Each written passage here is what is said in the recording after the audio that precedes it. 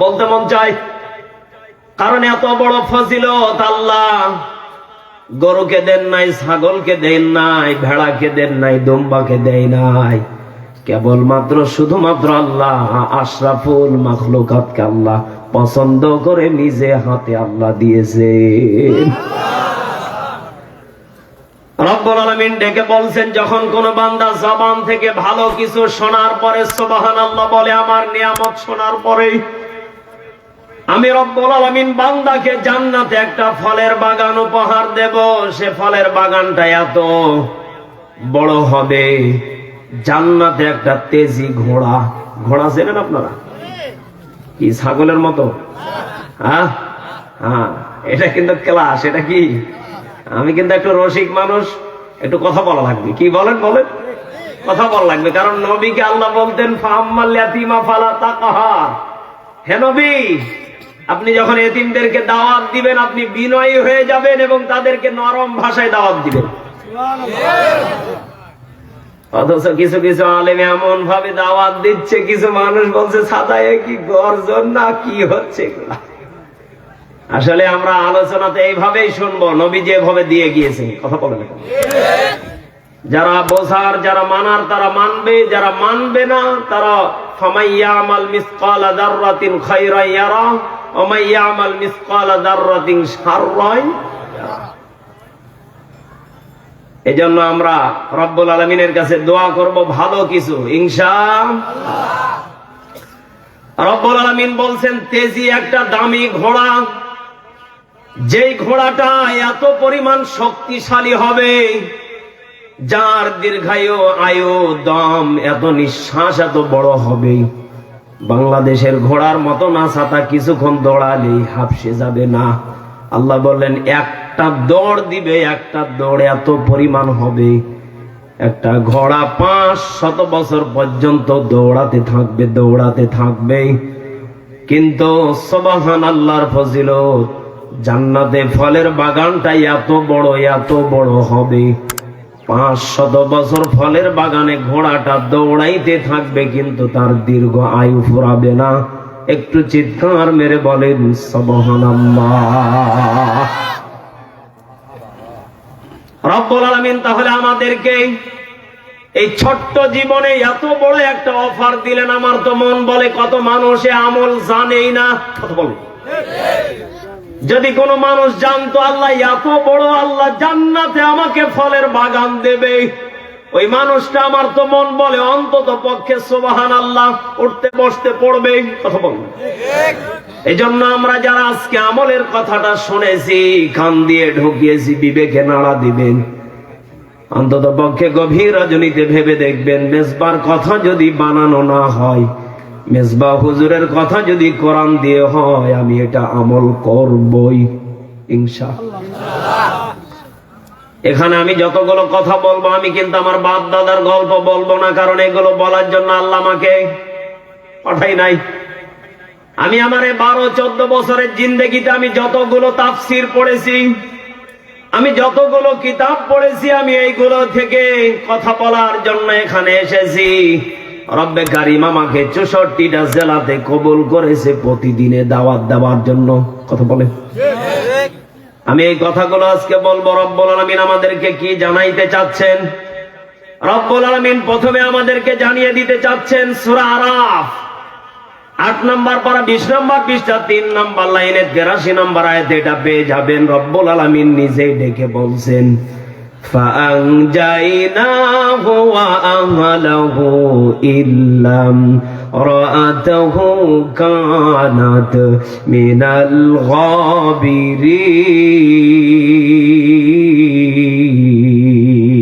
الغابرين। রব্বুল আলামিন এটার আয়াত দিয়ে ব্যাখ্যা দিয়ে আমাদেরকে জানিয়ে দিচ্ছেন ফাআনজাইনাহু ওয়া আহলাহু ইল্লাম রাআতাহু কানাত মিনাল গাবিরিন। রব্বুল আলামিন জানিয়ে দিচ্ছেন কোরআন থেকে কথা বলবেন, শোনার মতো কিন্তু যোগ্যতা, মন মানসিকতা থাকা লাগবে। কথা বলতে এমন মানসিকতা কি কার থাকা লাগবে? গরু ছাগলের? বলেন বলেন। অথচ আমি আমার নানাকে দেখেছি, আমি যখন ছোটবেলা গরুর গাড়িতে পিছনে বসে থাকতাম, আমার নানা বলতো ডানে ডানে গরু, কিন্তু ডানে যেত। কথা বলতো। আমার নানাকে আবার দেখলাম বামে বামে বলে, মারাও লাগে না, শুধুমাত্র ইশারা করে, মুখ দিয়ে উচ্চারণ করলো বামে, চলে গেল। আমি সেই দিন থেকে তাফসীর পড়তে গিয়ে আমি বুঝতে পারলাম, এ বাংলার জমিনে শুধু না, সারা পৃথিবীর বুকে আল্লাহ যত গরু ছাগল নিকৃষ্ট প্রাণীকে পাঠিয়েছেন, এরা যদিও ভাষা বোঝে, কিন্তু সব থেকে দুর্বল হলো ইনসান। ইনসানের ব্যাপারে রব্বুল আলামিন নিজেই ডেকে বলছেন, এরা বোঝে ঠিকই, কিন্তু এদের একটা ঘাড়ে সমস্যা আছে, তেরামি করে। তেরামি মানে বুঝেন তো, এটা কিন্তু কুষ্টিয়ার ভাষা। কি বলেন বলেন? মানে ঘাড় তেরামি করে একদিকে চলে যায়, শুনবো না, মানবো না, তুমি বললেই হবে নাকি, এটা আমি করতে পারবো না, এটার নামই হলো ঘাড় তেরামি।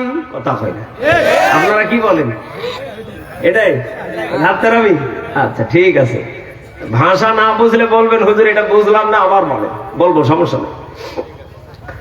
তাহলে রব্বুল আলামিন আমাদেরকে বললেন, ফাআনজাইনাহু ওয়া আহলাহু ইল্লা ইমরাতাহু কানাত মিনাল গাবিরিন। আমার কোরআন যখন বলা হবে, তখন তোমাদেরকে অবশ্যই শোনার মতো মন মানসিকতা থাকা লাগবে। এখানে যারা বসে আছেন, আমার তো মন বলে আপনারা প্রত্যেকেই ছাতক পাখির মতো তাকিয়ে আছেন, প্রত্যেকেই কোরআন শোনার জন্য এখানে অগ্রসর হয়ে তাকিয়ে আছেন। বলেন তো দেখি, আমাদেরকে এত কিছু দিলেন দুনিয়াতে, সব থেকে দামি যেই জিনিসটা দিলেন, রব্বুল আলামিন জানিয়ে দিলেন পৃথিবীর ময়দানে দামি জিনিসের নাম হলো কোরআন। পৃথিবীতে আমি কিন্তু আল্লাহ বহু কিছু পাঠিয়েছি, আমি আল্লাহ কোরআনের ব্যাপারে এতটুকু জানিয়ে দিলাম। সূরা বাকারা 1 নম্বর পৃষ্ঠা 1 নম্বর লাইনের 1 নম্বর আয়াতে পেয়ে যাবেন। এটা রব্বুল আলামিন ডেকে বলছেন, আলিফ লাম মিম যালিকাল কিতাবু লা রাইবা ফীহি হুদাল লিল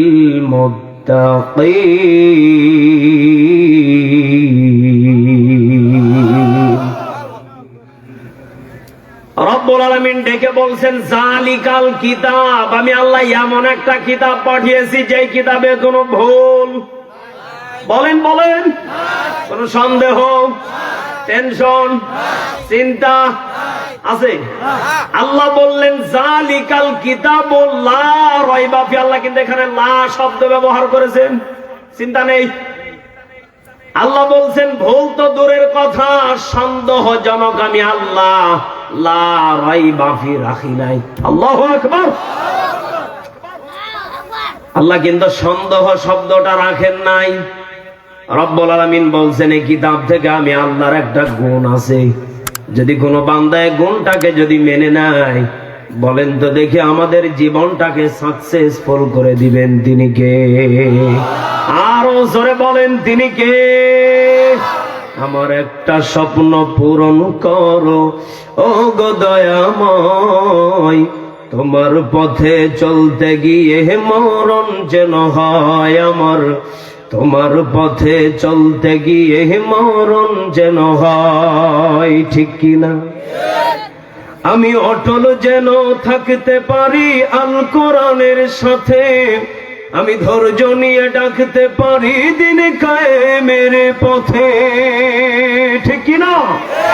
আমি অটল যেন থাকতে পারি আল কোরআনের সাথে, আমি ধৈর্য নিয়ে ডাকতে পারি দিন কায়েমের পথে।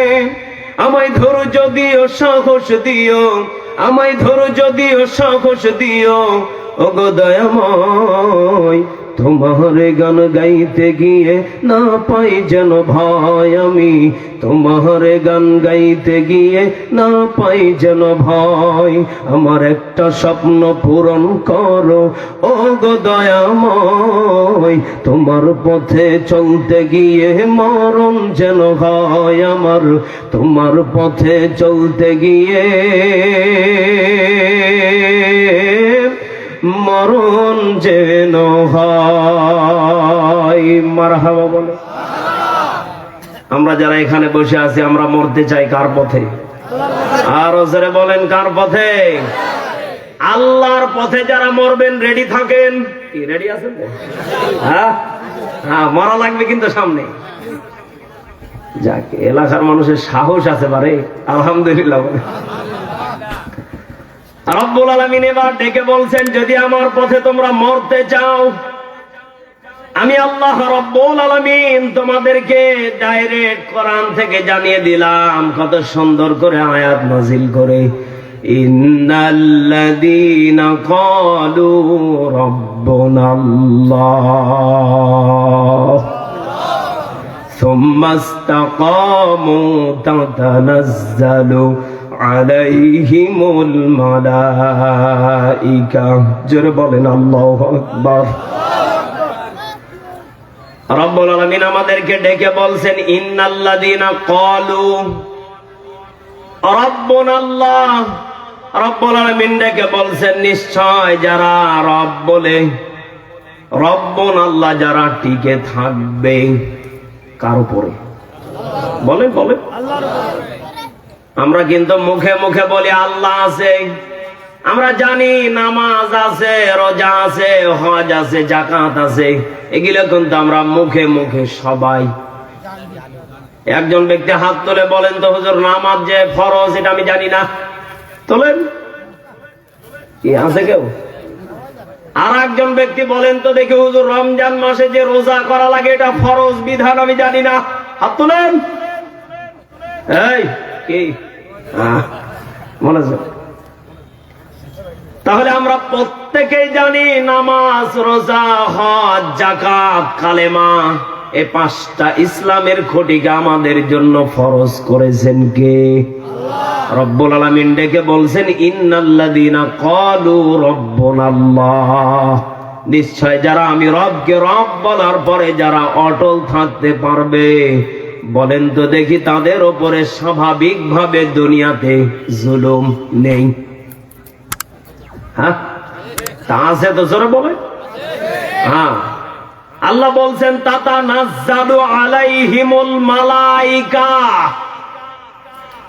আল্লাহ বলছেন তাদের উপরে যদি জুলুম করা হয়, তাদের উপরে জুলুম আসবে, এটা আমি আল্লাহ জানি। যার কারণে আমি আল্লাহ তাদেরকে জানিয়ে দিলাম মালাইকা। আল্লাহু আকবার। আল্লাহ বলেন, বান্দা যেখানে বিপদে পড়ে যাবে, সেটা যদি বান্দার অপরাধ না হয়ে থাকার যদি তাকে অপরাধী বানানো হয়, আমি আল্লাহ মালাইকা সেই জায়গাতে ফেরেশতা দিয়ে আমি আল্লাহ সহযোগিতা করব। একটু চিৎকার মেরে বলেন সুবহানাল্লাহ। তাহলে আমাদের এতটুকু বিশ্বাস আছে যে আমাদের রব একজন। বলেন বলেন। আমাদের রব একজন আছে, আমি বিপদে পড়লে আমাকে ডাইরেক্ট আল্লাহ ফেরেশতা দিয়েও আমাদেরকে হেফাজত করবে। বাংলাদেশের সুনামধন্য জেলা সিলেট, হয়তো আজ 2 দিন 3 দিন থেকে আপনারা সোশ্যাল মিডিয়াতে একজন ব্যক্তিকে দেখতে পাচ্ছেন। ছেলেটার নাম আমার স্মরণ নেই, তবে এতটুকু বললে হয়তো যারা নেটে থাকেন হয়তো টের পেয়ে যাবেন। ওনাকে একটা বিশাল বড় প্যান্ডেলে ওনাকে সাংবাদিকেরা ডাক দিয়ে বললেন, ভাই আপনার জীবনের আপনি ছোট্ট একটা গল্প বলেন যেটা এখন দেখা যাচ্ছে সচরাচর। আপনার জীবনে আপনি সফল হলেন কি করে, একটু যদি তুলে ধরতেন। উনি একটা কথা বলেছিলেন, সেটা হলো আমার মা বিছানায় যখন পড়ে গেল, আমার বাবা আগেই মারা গিয়েছে, আমার বিবি আমাকে, আমার মায়ের অসুস্থ দেখে আমার বিবি আমাকে ছেড়ে চলে গিয়েছে। কিন্তু আমার মাকে আমি ছেড়ে যেতে পারি নাই। শুধু ছেড়ে যেতে পারি নাই তা না, মায়ের প্রস্রাব পায়খানা এবং গোসল পর্যন্ত আমি নিজে দায়িত্ব হিসাবে এটা প্রতিদিনের রুটিন করে নিয়েছিলাম।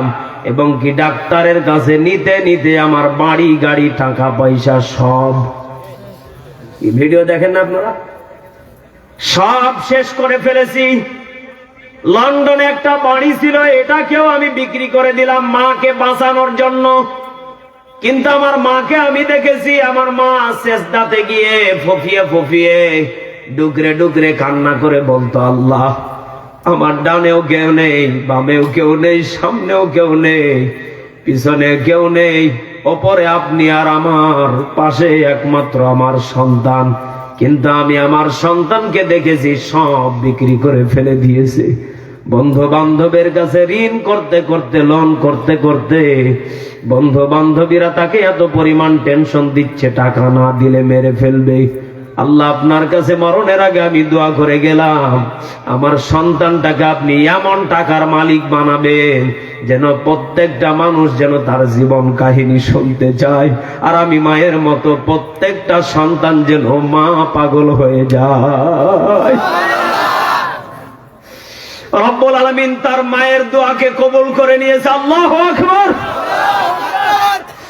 তার মায়ের দোয়াকে আল্লাহ কবুল করে নিয়েছে। মাত্র 2 বছরের ব্যবধান। আল্লাহর বান্দার বয়স মাত্র 35 থেকে 40 হবে। উনি ডাক দিয়ে বলতেছেন, ভাই আমার মাকে আমি বারবার করে এই দোয়াই করতে দেখেছি, কারণ আমার মা আমার ফোন আলাপগুলো শুনেছে।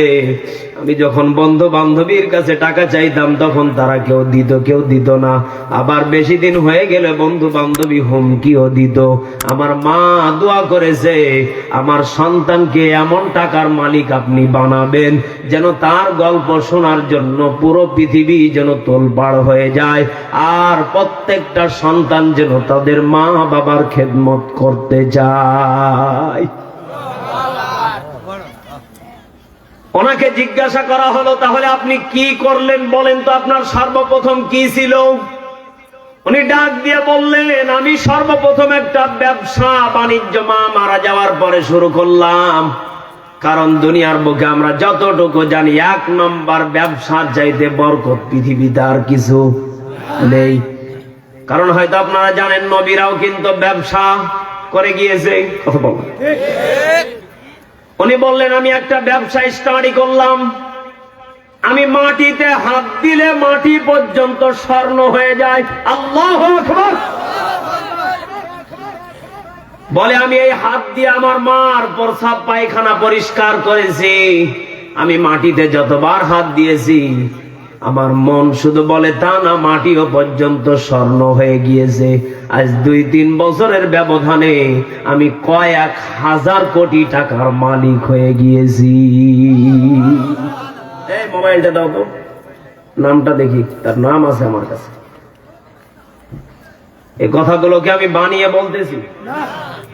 বিশ্বাস না হলে সোশ্যাল মিডিয়াতে ঢুকে দেখেন, হয়তো আপনি বাস্তব জীবনে আপনার মায়ের কতটুকু আপনি সেবা করতে পেরেছেন কিনা জানি না, আপনার মায়ের খেদমত করতে পেরেছেন কিনা জানি না। তবে আমার মন বলে, আপনি যদি এই সন্তানের মতো যদি সন্তান হয়ে যান, রব্বুল আলামিন ডেকে বলছেন, কোন সন্তান যদি মাকে এত পরিমাণ যদি ভালোবেসে ফেলে, রব্বুল আলামিন ডেকে বলছেন ওই সন্তানের জন্য এমন সুসংবাদ আমি আল্লাহ দিয়ে দিতে পারি। তাহলে এখানে আমরা যারা বসে আছি, এতটুকু আমাদের বিশ্বাস আছে যে আমাদের মা, আমাদের বাবা দুনিয়াতে আমাদের জন্য একজন বটগাছ, আমাদের জন্য একজন নিয়ামত স্বরূপ। বলেন তো দেখি, এই নিয়ামত গুলো যতদিন পর্যন্ত আছে তাদের খেদমত করা দরকার আছে না নেই? তাহলে আমি যেই কথা থেকে এত গভীরে চলে গেলাম, বলেন তো, আমরা যখন বিপদে পড়ে যাব, মুসিবতে পড়ে যাব, আমাদেরকে সাহায্য করবেন কে? আরো জোরে লিল্লাহে তাকবীর। আল কোরআনের আলো, কোরআন হাদিসের আলো, লিল্লাহে তাকবীর। কষ্ট হচ্ছে আপনাদের? কষ্ট হচ্ছে? রব্বুল আলামিন তাহলে আমাদেরকে জানিয়ে দিচ্ছেন, সুম্মাস্তাকামু তাতানাজ্জালু আলাইহিমুল মালাইকা। আল্লাহ বলছেন, বান্দা যখন তোমরা বিপদে পড়ে যাবে সত্য প্রচার করতে গিয়ে, আমি আল্লাহ মালাইকা ফেরেশতা দ্বারা তোমাদেরকে নিয়ন্ত্রণ করব। রব্বুল আলামিন শুধু এখানেই শেষ করে দেন নাই, রব্বুল আলামিন ডেকে বলছেন, আল্লাহ তাখাফু ওয়া লা তাহজানু ওয়া আবশিরু বিল জান্নাতিল্লাতী কুনতুম তুআদুন।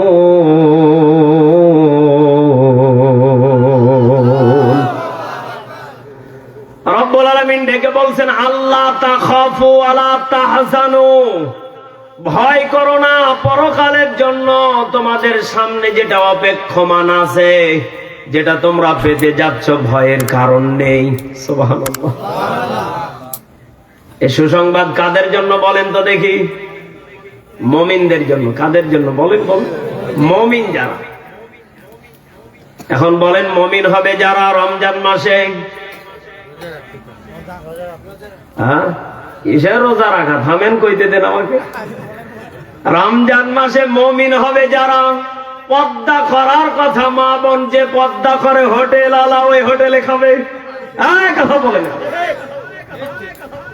আল্লাহ বললেন, নারীরা পর্দা করো, ওয়াকারনা ফি বুয়ুতিকুন্না ওয়ালা তাবাররাজনা তাবাররুজাল জাহিলিয়াতিল উলা।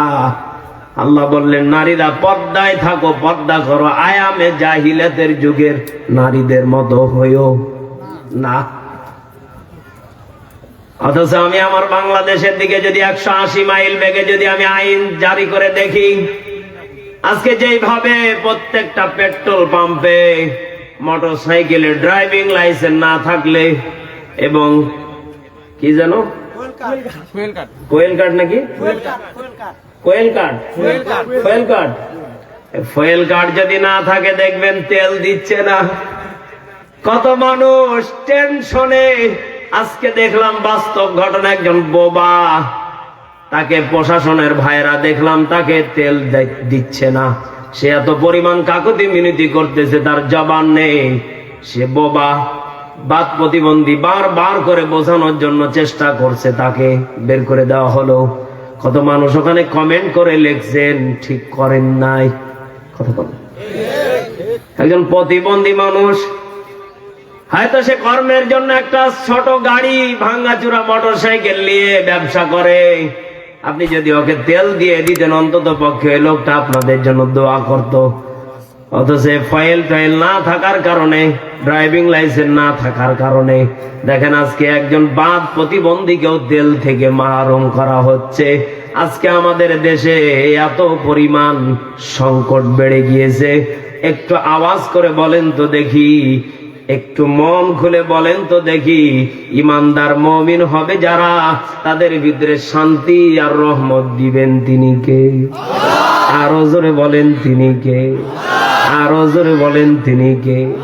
রব্বুল আলামিন ডেকে বলছেন, তাহলে মুমিন ইমানদার হবে যারা, তারা রমজান মাসে ওই পর্দা করা হোটেলে খেতে পারে না, ঠিক কিনা? রমজান মাসে গোপনে বিবিকে পিটিয়ে গরম ভাত রান্না করে খেতে পারে না। কারণ কত বাপ ভাইয়েরা আছে, বিবি ভোর রাত্রে উঠে সাহারিতে রান্না করে, ওইগুলো খাবার খেয়ে তারা থাকে। কিন্তু সকাল হতে হতে 10টা 12টা বাজতে বাজতে ভাতগুলো একটু নরম হয়ে যায়, পানি দিয়ে খেতে হয়। এই কারণে কত স্বামী আছে বিবিকে অত্যাচার করে, জুলুম করে গরম ভাত আবার রান্না করে। কথা হয় না, আসেনি?